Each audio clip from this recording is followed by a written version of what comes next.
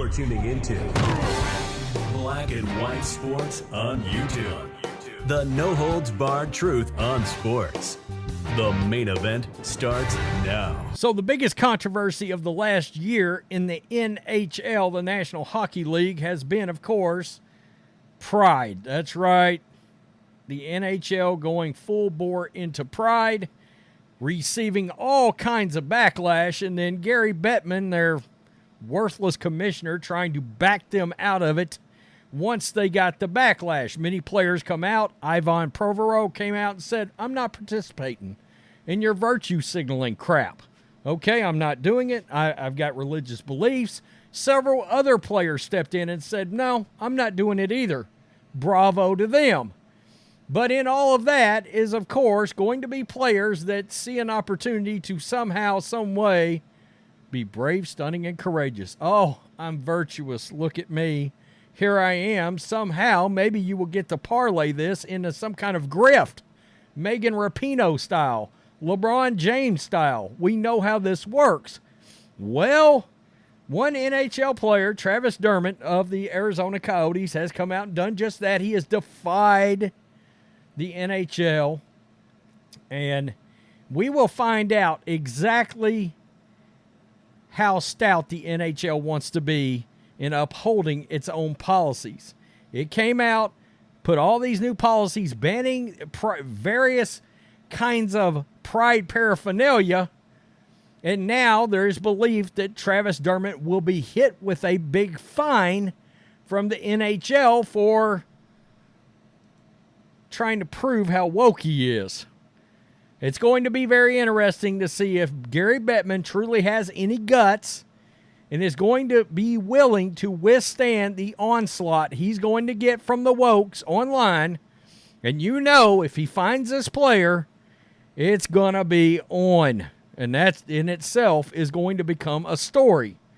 Travis Dermott becomes the first player to openly defy the NHL's rule-banning Pride tape, with the league set to decide whether the Arizona Coyotes defenseman will be fined. I just don't know that the NHL has got the guts to actually adhere to their own policy and hit this dude with a fine. We'll have to see.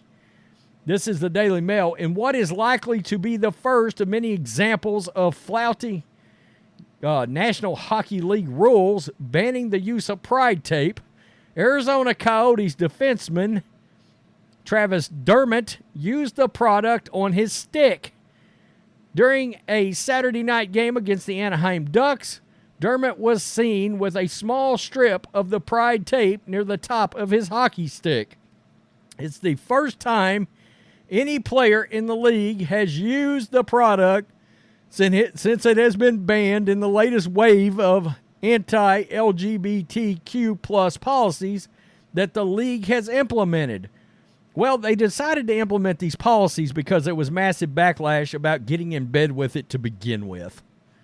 People don't want to see it. They want to go to games and they want to watch hockey. Okay? And there is the said Pride tape right there.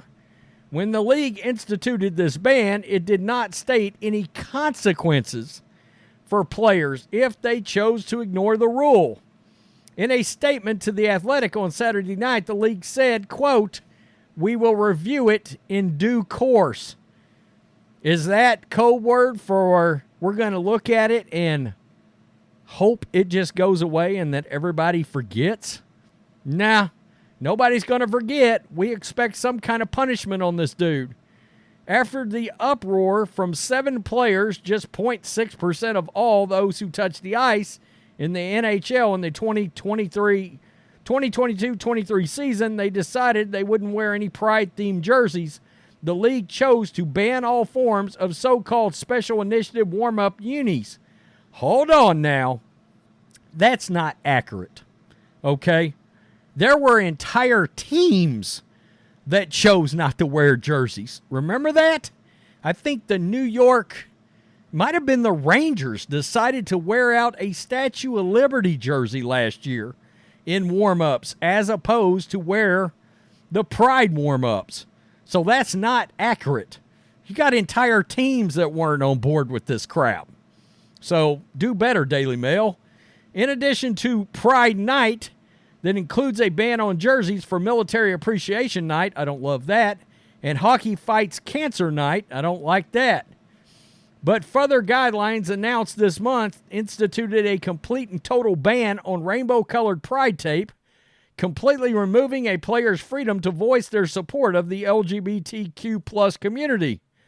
Use of the tape was completely voluntary and was not done by everyone on Pride Night in the past, but that didn't stop the league from banning its use in games, practices, and warm-ups. What does that tell you? That your fans, and they knew it, they found out that their fans did not appreciate it. They did not want to see it. They wanted to see hockey, and I don't know why you can't support the military and not just out and out get rid of the pride crap.